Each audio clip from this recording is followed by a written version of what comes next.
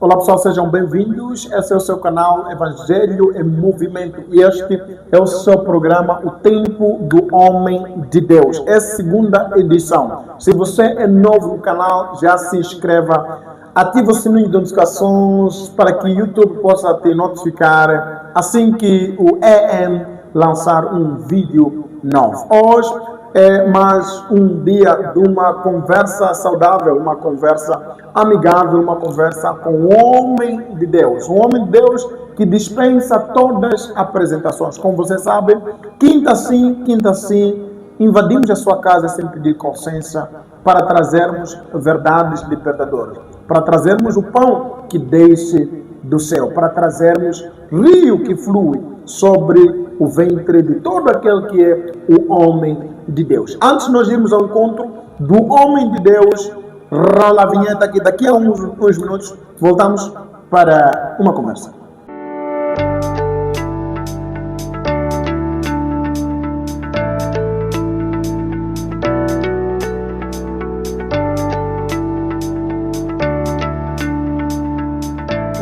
Aqui para mais uma conversa. Como eu disse, eu trago para vocês um convidado especial, um homem que dispensa todas as apresentações. Eu vou passar o espaço-tempo para ele poder se apresentar e dizer o seu nome.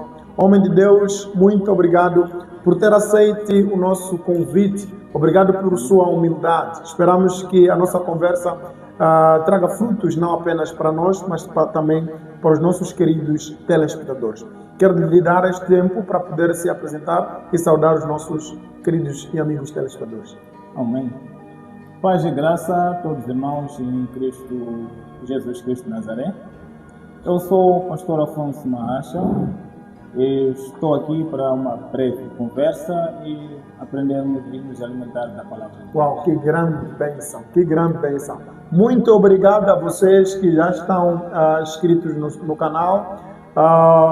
Comenta, fala alguma coisa. Enquanto nós vamos desenvolver a nossa conversa, escreve para nós, deixa o seu comentário, deixa qualquer pergunta que você tiver, porque no próximo vídeo, na próxima entrevista, o homem de Deus que estiver aqui irá responder as suas perguntas. E nós, o canal Evangelho em Movimento, filtramos as suas perguntas e fizemos valer as suas perguntas, as suas inquietações, as suas dúvidas, aqui no seu canal Evangelho em Movimento. Homem de Deus, voltando para si, como eu estava dizendo no princípio, estamos abençoados pela sua presença e muito obrigado por ter aceito o nosso convite. Em alguns minutos, dê-nos o seu testemunho desde a sua conversão até se tornar pastor. Amém. Mais uma vez, paz e graça, também estou grato pelo convite. Exato. Em nome de Jesus. Falar de minha conversão é falar de coisas maravilhosas. Uau. Eu converti em 2003. 2003, eu prestava culto na igreja Embaixada. Depois dali, fiquei naquela igreja por ali 2 anos. Depois saí e fui mesmo para Manica, numa formação de licenciatura. E meu testemunho mesmo é, antes da minha conversão, eu era um jovem que bebia, né? Mas graças a Deus, depois da conversão, esse vício eu consegui eliminar. Antes mesmo da minha conversão, eu era uma pessoa que ajudava alguém, esperando que a pessoa possa me retribuir. Tá bom? Mas depois da minha conversão, agora, por exemplo, eu ajudo alguém sem esperar nada em troca. Então, a minha conversão, até chegar ao pastorado, uma vez, né, quando eu estava a trabalhar em Maputo, eu sou licenciado em agropecuária, trabalhava numa farma, eu tive 2 confirmações desse meu chamado pastoral. Uma vez chegou um colega meu do trabalho, eu lá era o líder, e antes mesmo de nós podermos trabalhar, nos reuníamos no momento da chamada.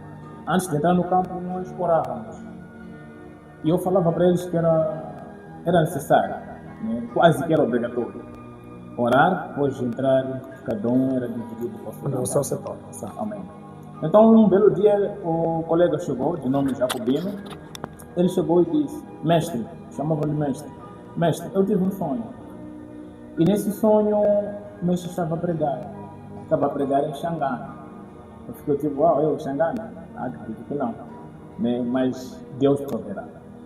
E aquilo foi, não levou muito tempo. Recebi a chamada do meu apóstolo, né? Do ministério que estou atualmente, que é o Ministério Internacional Nova Aliança com Deus. Estou lá com o apóstolo Crencio Antônio. Ele ligou-me e disse: estamos a te precisar, cara, em Shimon. Pois tens um chamado pastoral e há uma capacitação. Exato. Dali eu disse: sim, aceito. E quando eu saí, naquela época, eu lá já não estava me sentindo à vontade. Parece que algo mesmo estava me empurrar para poder voltar. Né? E dali voltei. Foi quando comecei, né, a exercer a função pastoral. Não passei pela capacitação que ele havia dito, né? Foi tudo mesmo, aconteceu naturalmente, mas ele guiou-me. Ele disse que eu deveria fazer para poder me inclinar mais naquilo que eu me chamava. Daquilo que eu estou chamando. Tá bom. E qual é a sua visão e missão como pastor? A minha missão como pastor, né, é mesmo de apacentar, ou seja, cuidar, proteger, guiar, alimentar o rebanho. É levar crentes a exercer, ou seja, a servir Deus. É levar crentes a uma capacidade madura. O crente ele deve ser maduro. A maturidade de um crente, ela deve existir. Né? Então, eu vejo isso como sendo a minha missão. Quando eu falo de proteger, é mesmo ajudar os crentes nas suas batalhas espirituais. É lutar contra as pragas, contra os espíritos malignos. Quando falo de alimentar, né, falo de alimentar no sentido natural, que é mesmo comida, a alimentação financeira. Quando falo do outro, que é espiritual, que é mais importante para todos os crentes. Né? Na alimentação espiritual é falar com a pessoa, falar com o crente, alimentá-lo da palavra de Deus. Quando o crente tem dúvida da palavra de Deus, é a obrigação do pastor alimentá-lo. Pois a Bíblia diz que Jesus Cristo é o pão da vida. Então, como pastor, eu tenho que alimentar aquele crente que está faminto e tem sede de Jesus Cristo. Então, minha obrigação, minha missão de alimentar essa ovelha, nesse caso, ok? E também ser um exemplo na sociedade, ser um exemplo para os crentes. Porque o apóstolo Paulo diz: sejam meus exemplos assim como eu sou de Cristo. Ou seja, sejam meus imitadores assim como eu sou de Cristo. Então, todo pastor, assim como eu tenho que ser exemplo, um modelo de Cristo, para que os outros possam me ver também como um modelo, mas refletindo Cristo. Uau, que grande bênção. Sobre a visão. Amém. Sobre a visão, né? Estava a falar de missão, que é aquilo que eu faço, o que eu devo fazer. Visão é onde eu quero chegar. Puxa uma cadeira, meu querido irmão, aí do lado de casa, porque agora você vai entender sobre a visão do pastor que está no seu programa O Tempo do Homem de Deus. Vamos, Homem de Deus. Amém. A minha visão, realmente, é de, primeiro, ver uma igreja unida na fé. Falo a igreja unida na fé, não só o ministério onde estou, mas também como no seu todo, a igreja toda. A igreja toda. A igreja toda deve ser unida na fé, porque somos todos filhos do mesmo Pai, que é Deus. Acreditamos no mesmo Jesus Cristo. Oramos pelo mesmo Espírito Santo. Então, acredito eu que não pode haver discórdias, comparações entre igrejas ou entre pastores e profetas e outras coisas. Então, é ver mesmo a igreja unida. E esta igreja, ela tem que se aproximar mais da presença de Deus e ver as suas vidas transformadas pelo poder do Evangelho de Jesus. Então, esta é a minha visão, de um dia ver uma igreja unida, uma igreja transformadora, uma igreja transformada, uma igreja próspera, uma igreja livre de comparações. Homem de Deus, falando aqui de transformação, falando aqui de poder de Deus, como é que uma pessoa, não é, que não conhece a Escritura Sagrada, como ele pode fazer? O que ele precisa fazer para que ele possa ser transformado na verdade? Amém. Alguém que não conhece a palavra de Deus, mas que quer ser transformado, primeira coisa a fazer é primeiro ter esta vontade de querer se transformar. Se a pessoa vem a ti e diz, é porque provavelmente viu alguém e que a vida dele foi transformada por estar em Cristo Jesus.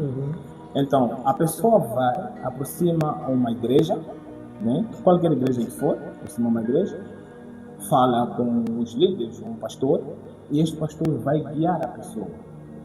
Guiando a pessoa, existem algumas coisas que o pastor deve orientar aquela pessoa até poder alcançar essa transformação. Okay. Se a pessoa pecava, a ideia é transformá-la para deixar de pecar. Então, o pastor irá orientar, irá orar com ele, irá meditar com ele, irá ler juntos a palavra de Deus. Então, irá saber da pessoa o que ele faz e o que deve, e do que ele faz, o que ele deve deixar de fazer. Então, há um processo. A transformação não é de hoje para hoje. Não é de hoje para hoje. Pois hoje eu posso dizer, hoje aceito Jesus, já estou transformado. E amanhã eu voltar àqueles atos pecaminosos. Exato. Então, a transformação é um processo. Por isso que é uma visão. É uma visão. Uau! É onde eu quero chegar. Ver um ano qualquer a igreja transformada. Na sua ver as suas vidas transformadas. Vidas prósperas. Vidas livres de macumbaria e outras coisas. Um dos grandes anseios do povo de Deus nos nossos dias é a libertação. E um dos outros anseios da igreja nos nossos dias é prosperidade. Não é? E também podemos incluir lá um dos grandes anseios dos nossos dias é o povo ver a manifestação de Deus. Como é que o povo pode ver o agir de Deus em suas vidas?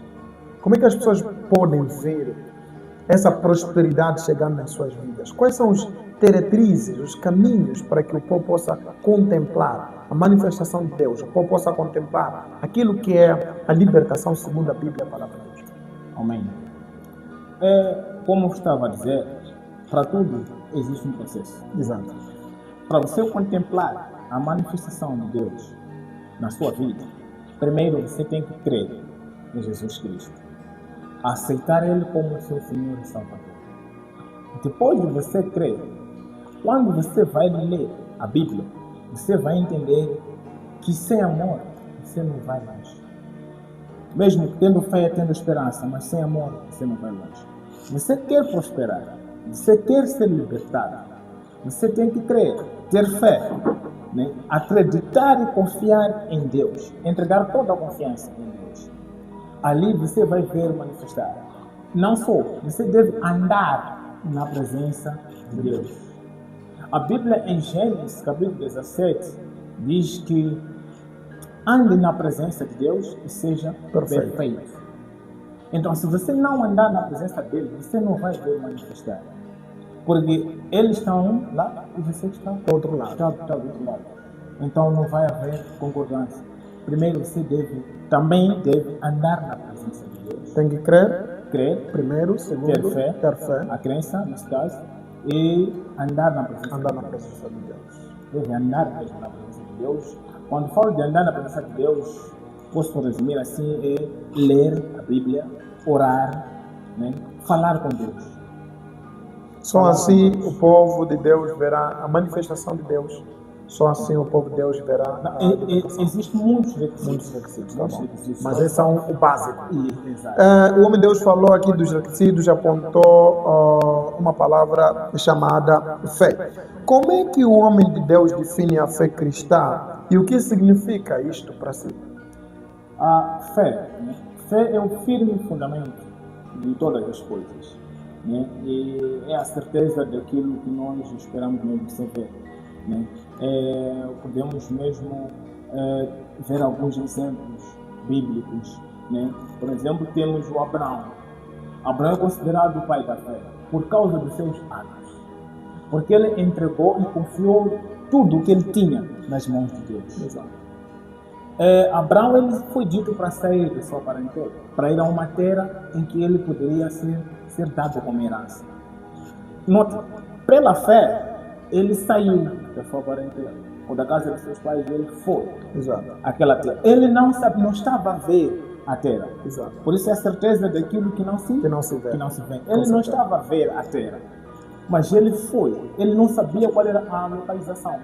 Pela confiança em Deus, ele foi guiado pelo Espírito até todos os lugares onde Deus queria levar Abraão. Vejamos também que Noé, ao construir a arca, ele pela fé, ele ouviu a palavra, ouviu a voz de Deus. Ele foi orientado a construir a arca, porque iria haver um dilúvio. Ele confiou em Deus, depois esperou, construindo, ele à espera do dilúvio acontecer. Acredito que naquele tempo muitos zombavam dele, muitos duvidavam. Ele construir a arca, a dizer que Deus falou com ele, mas na verdade, isso vai acontecer. Acredito eu que existiam pessoas que duvidavam da fé.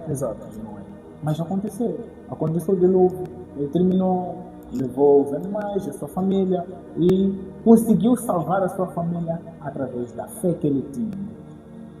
E acredito também que um dos exemplos que eu gosto muito quando fala de fé é de Enoque. Pela fé, Enoque ele foi levado com Deus. Enoque pela fé não conheceu a morte. E eu sempre falo, uma vez já ministrei sobre chegar até Deus de duas formas, que é pela morte e pelo arrebatamento. Enoque ele não conheceu a morte, ele foi arrebatado. É desejo de muitos crentes não passar pela morte. É o desejo daquele que está ali também assistindo aí. O seu desejo é passar pela morte. Acredito que não, ninguém gostava de morrer. É o desejo da maioria. Chegar a Deus através do arrebatamento. Continuando, homem de Deus. Amém. Então, para mim, o que vem a significar a fé? Primeiro, para mim, fé significa agradar a Deus. Pois a Bíblia, em Hebreus capítulo 11, verso 6, diz que sem a fé é impossível agradar a Deus. Então, você e eu tendo fé, estamos a agradar a Deus. Então, o que significa para mim? Mas fé significa muito mais além disso. Fé é acreditar, ou seja, fé significa acreditar no impossível. Acreditar no impossível. A Bíblia diz que se você tiver fé de tamanho de 1 grau de mostarda, você pode mover montanha. Você pode mover montanha. Então é acreditar no impossível, para que se torne possível. Aquilo que não é possível para o homem, né? Vamos dar um exemplo simples, né? Claro e direto. Estás a padecer de uma certa enfermidade, estás internado no hospital. Os médicos podem te dizer que esta doença não tem cura. Esta doença já tentamos várias vezes e não existe cura. Mas para Deus isto não é impossível. Para aquele que crê, que tem fé em Deus, isto não é impossível. Você pode agora fazer um plano com Deus, conforme ele diz em Jeremias. Bem que eu sei os planos que eu tenho para consigo. E inclui você fazer planos incluindo Deus. Que até dezembro eu terei 1 ou 2 carros. Você tendo fé e carregar aquela crença, você vai ter. É acreditar no possível. E não duvidar. Não, eu estou a receber 10 mil. Me alimento e no fim do mês só estou comigo. Como é que vou ter um carro? Tenha fé. Terás. Uau. Algum conselho, alguma palavra para os nossos queridos telespectadores sobre fé? Amém. Por favor. É manter a esperança em Deus. É manter a esperança em Deus, acreditar naquilo que você deseja e almeja alcançar na vida, mas incluindo Deus em todas as suas práticas, em todos os seus planos, em todas as suas atividades, mesmo saindo de casa para o mercado, inclua Deus. Eu tenho o hábito de caminhar a orar, mesmo quando estou no setor de trabalho, mesmo quando estou dirigindo, né? Eu dirijo a orar. Eu tenho esse hábito. Eu entrego tudo nas mãos de Deus. Exato. Quando eu acordo, eu oro. Senhor, obrigado pelo dia. Esteja dianteira de tudo. Estar dianteira de tudo, estou pedindo pela proteção dele. E assim também como eu, quando acordo, também oro pela igreja. Pai, proteja todos os membros da igreja. Uau. Pois essa é minha missão mesmo, né? De orar pela igreja ou pelo rebanho. Uau, homem, Deus tocou um assunto meramente importante que tem que ver com a igreja, sendo o líder, sendo um pastor que vela pelo rebanho. Queria aqui saber da tua parte, eu acredito também que os nossos caros amigos e telespectadores gostavam de saber qual é o papel da igreja na sociedade. Amém. Na verdade, a igreja na sociedade tem muitos papéis, né? Tem muitos, vou fazer menção de alguns. Um dos papéis fundamentais da igreja é dar assistência social. Assistência social. Assistência social. Okay. Estamos a falar de caridade mesmo. Caridade. A igreja deve fornecer alimentos e bebidas para aqueles que precisam, que estão a passar pelas certas necessidades, né? A igreja tem um papel de dar essa assistência social, né? Se existe alguém que está doente, a igreja pode dar assistência. A igreja não sou todo. Podemos levar, comprar medicamentos que a pessoa não consegue comprar. Irmos à farmácia, comprar e fornecer. Aquelas pessoas que estão a carecer, estão a precisar, estão a passar por essas necessidades. Então, quando falamos de assistência social, ele não sou todo, porque é uma vasta coisa. Então, resumindo, dar assistência social. A igreja tem papel de orientar jovens a manter o moral e a sua ética. Por quê? Nós podemos ver jovens nas sociedades desviando-se, né? Jovens que não querem trabalhar, querem passar a vida nas bebedeiras, né? Então a igreja vai fazer com que aquele jovem possa mudar de opinião, ou de sua ideia, ou de sua atitude, ou do comportamento. A igreja, ela deve orientar os jovens, né? Existem algumas igrejas, por exemplo, que fazem creches, escolas, formações, né? E este é um dos objetivos do ministério onde eu estou agora, que é de futuramente, é a visão da igreja, né? Futuramente ter uma escola cristã, uma escola bíblica, uma escola da igreja, que é mesmo para fazer com que possamos transformar vidas através do Evangelho de Cristo Jesus, que é orientar jovens, crianças e adultos a ter uma ética na sociedade. Porque quando você não tem uma boa ética na sociedade, as pessoas já vão te conhecer, né? Para que desapareceu uma galinha, já sabemos quem é. É irmão X. Exato. Porque a pessoa não tem uma boa fama perante a sociedade. Não tem uma boa fama perante a sociedade. Então, estes são alguns dos papéis, né, da igreja, né, que é dar assistência social, educar e formar. Uau, que grande bênção. Antes de nós irmos a um breve intervalo, na tua visão, homem de Deus, a igreja está a exercer estes papéis que aqui mencionaste do jeito que agrada a Deus? Olhando para a igreja no seu todo, nos nossos dias. Amém. Se a igreja está a exercer o Está a papel. exercer O seu papel. Consoante as definições que dizes que a igreja tem uma obrigação de dar assistência médica, medicamentosa aos doentes, transmitir uma boa ética na sociedade e muito mais outras coisas que acabaste de mencionar. A pergunta é, se na tua visão a igreja está a exercer essa função? Ok, amém. Conforme eu já havia dito, que existem muitos papéis. Muitos papéis, sim, sim. Amém.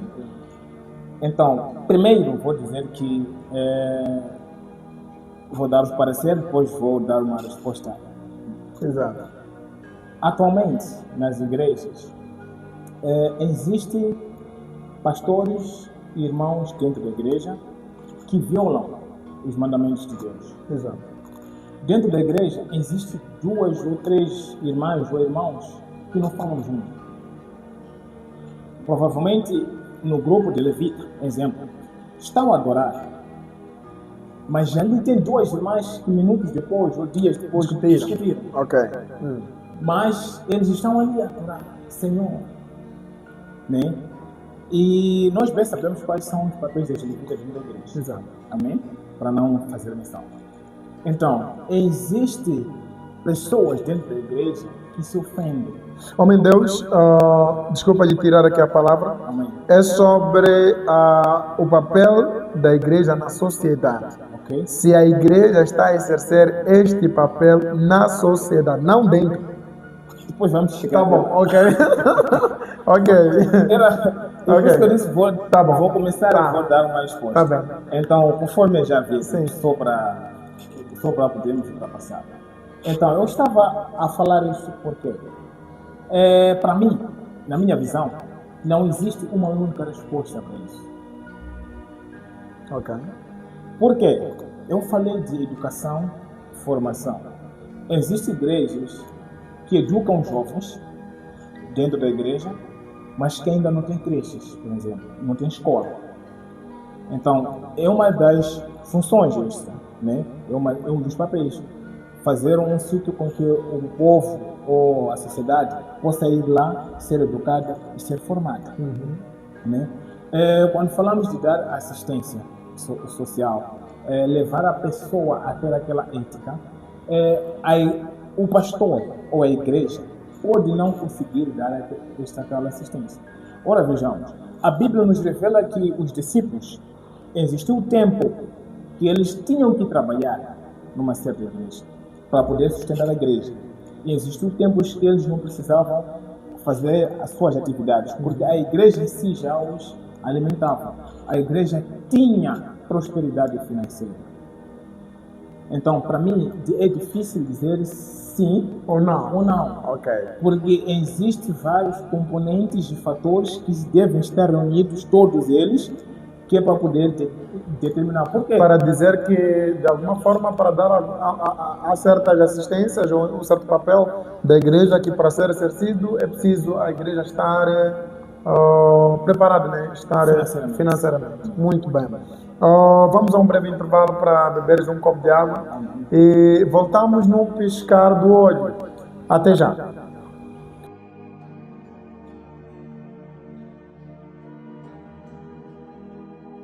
Estamos de volta à segunda parte da nossa entrevista ao tempo do homem de Deus.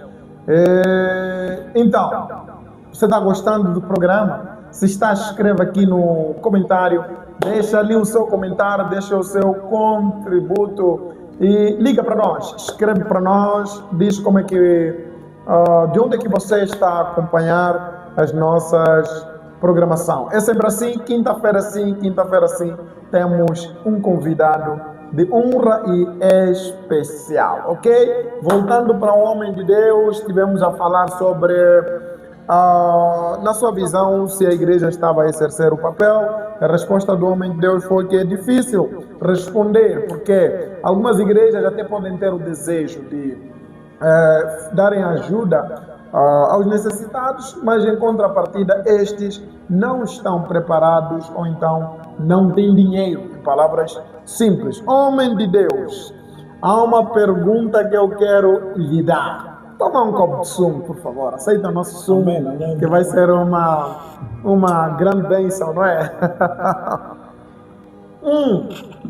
Homem de Deus, como é que você prepara as suas mensagens? E como você sabe que Deus quer que você diga aquilo que você preparou? Uau. Amém. Amém. Primeiro, como eu preparo as minhas mensagens? Quando eu sei que irei ministrar, né? Primeiro eu entro em preparação espiritual. Ok. Primeira coisa a se fazer, ou que faço, né? É uma preparação espiritual. Quando falo de preparação espiritual, refiro mesmo de oração. Reservo um tempo de oração, depois preparo o tema, escolho o tema. Então, depois de eu escolher temas, eu escolho temas, né? Dois temas. Depois é quando eu começo a orar. Dali posso dar mais voltas, meditando os temas. Dali eu entro num estudo. Eu estudo aquele tema. Primeiro vou mesmo no contexto. O historial, né? A finalidade do tema. Depois dali é quando eu procuro fontes. Fontes, falo a primeira fonte, a Bíblia. Né? A Bíblia reúne os versículos que têm a ver com aquele tema. Ok. Pesquiso na internet, né? Versículos relacionados ao tema X. Daí eu começo a ler os versículos e busco outras fontes. Por exemplo, outras ministrações dadas sobre aquele tema. Depois dali, idealizo as minhas ideias. Ao idealizar as minhas ideias, refiro mesmo a mencionar ou escrever a mensagem principal do tema. Quando eu vejo que a mensagem principal do tema tem um esboço, Ok. né?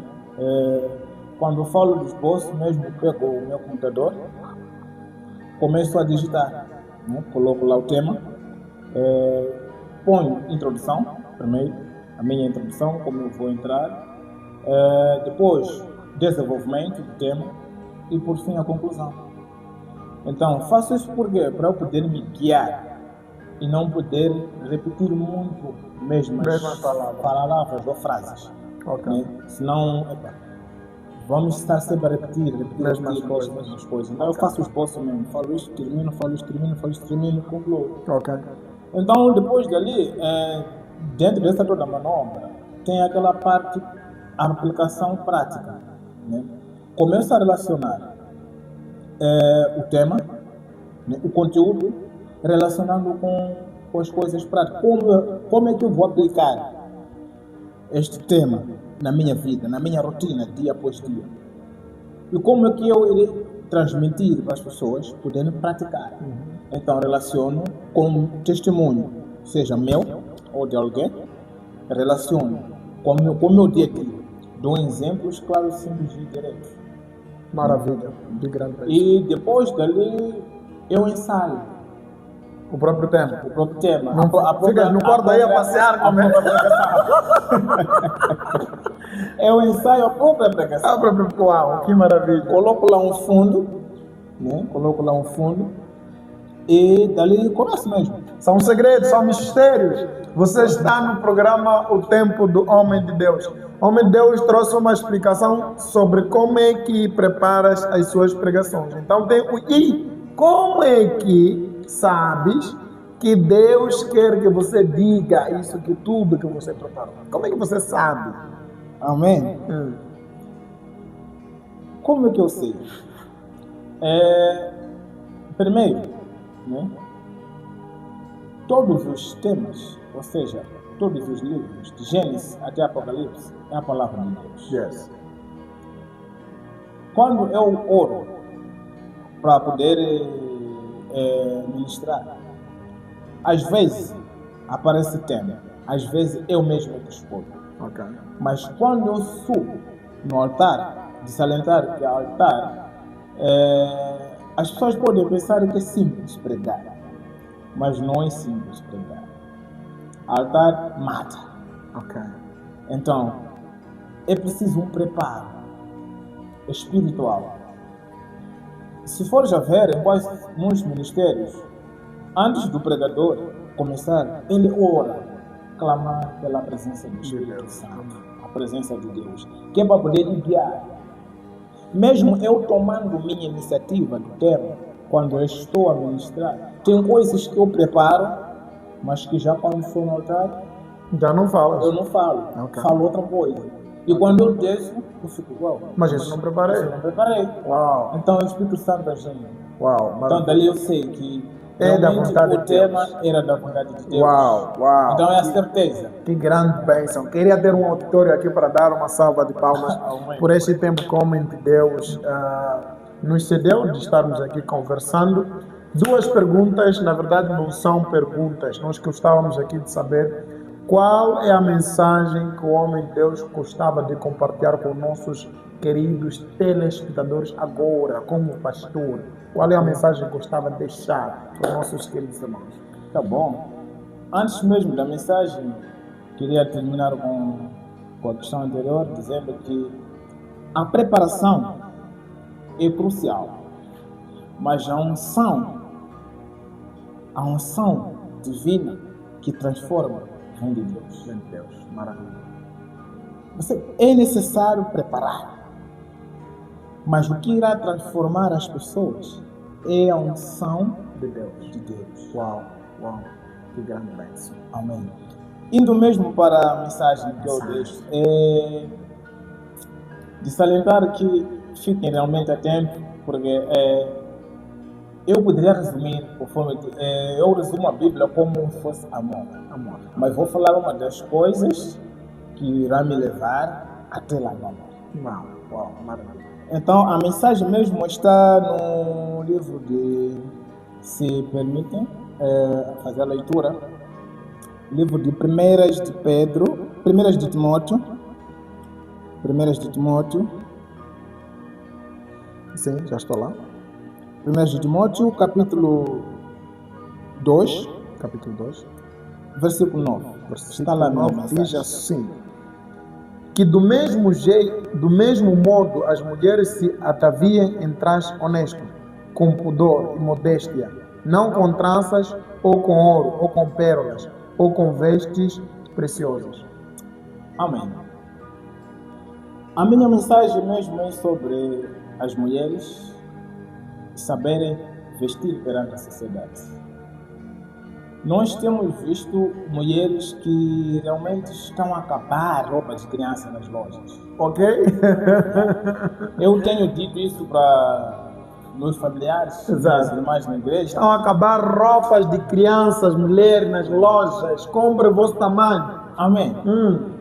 A Bíblia vem dizer para vestir-se com pudor e modéstia. Exato. Isto significa vestir de uma forma não vergonhosa. Vestir de uma forma discreta. Exato. Né? Vestir uma roupa que cobre o seu corpo. A Bíblia diz que o teu corpo, o meu corpo, o nosso corpo é o templo do Espírito Santo. E o corpo da sua esposa, o corpo da minha esposa, só eu tenho que ver. Exato. E não as pessoas na rua. Eu vejo mulheres com, chamo de barriga fora. E algumas mulheres usam roupas que apertam e tem uma racha daqui até cá. Até lá. E quando Mostra elas- todo o material. Amém. Algumas mulheres andam, baixam a saia. Andam, baixam a saia. Para mim aquilo é um sofrimento. Estão a sofrer. É um sofrimento e que isso tem que ser ultrapassado. Exato. Por quê?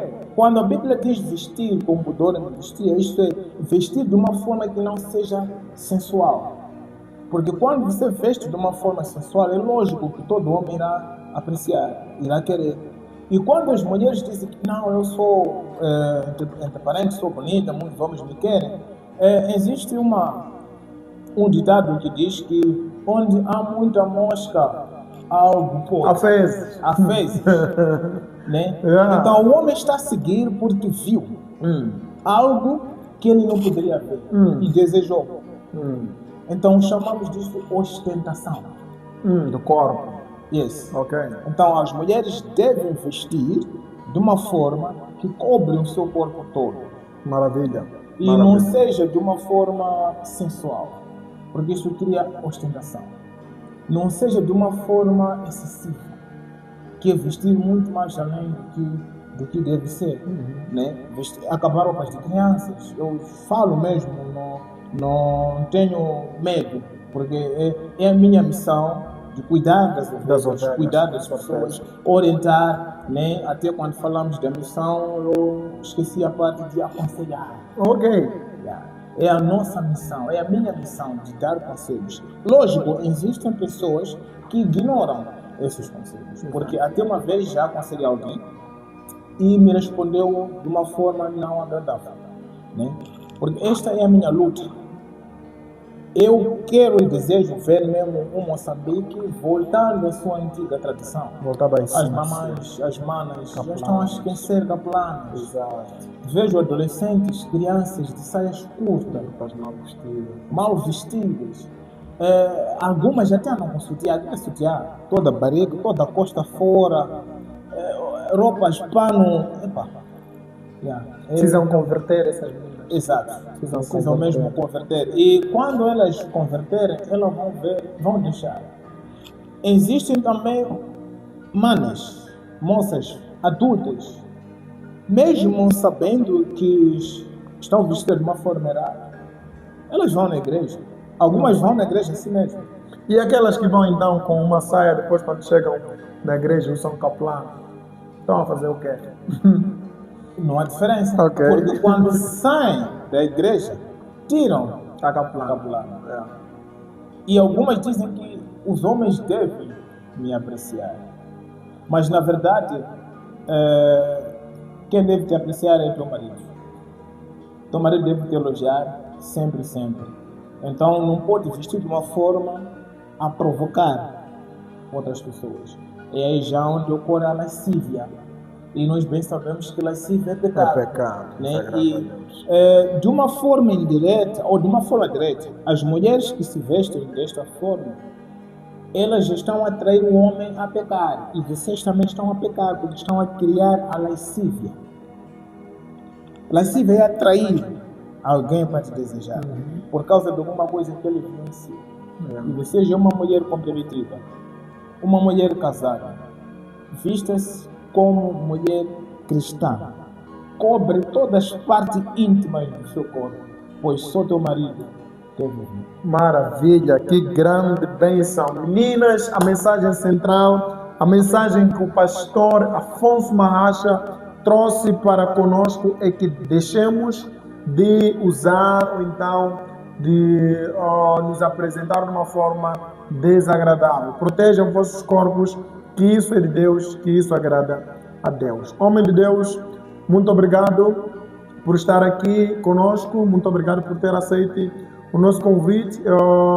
Lutamos, acreditamos que da próxima teremos mais tempo para mais explanação, mais verdades. Mas para terminar, como é que aquele caro telespectador pode se envolver no seu ministério? Como é que ele pode se envolver? Como é que ele pode apoiar? Através de um canal, através de um e-mail, através de um número e essas coisas todas.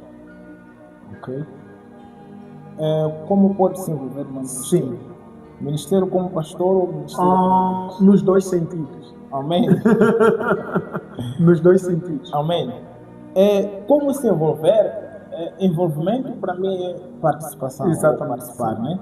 Então, como os caros telespectadores vão poder participar no meu ministério? Primeiro, como pastor, né? É através de oração. Orarmos juntos, né? Meditarmos juntos, não ter medo de aproximar, expor algum problema, porque quando eu aconselho alguém e a pessoa ouve o conselho e muda, já está a se envolver no meu ministério. Então, existem muitas coisas, né, que a pessoa pode fazer para se envolver no ministério. É aceitar ajuda, mais do que aceitar ajuda de um pastor, já está se envolvendo. Está se envolvendo. Maravilha.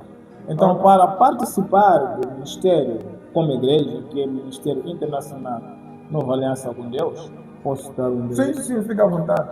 O nosso ministério está localizado no bairro Tambara 2, bem uma rua antes da Banca Maunda, uma rua antes, do só descer do lado direito para quem sai da cidade. Uau. Então, se quiser nos visitar, pode entrar em contato com o número 87 21 05 511. Pode repetir só para memorizar os nossos caros telespectadores, 87 87 21 05 511.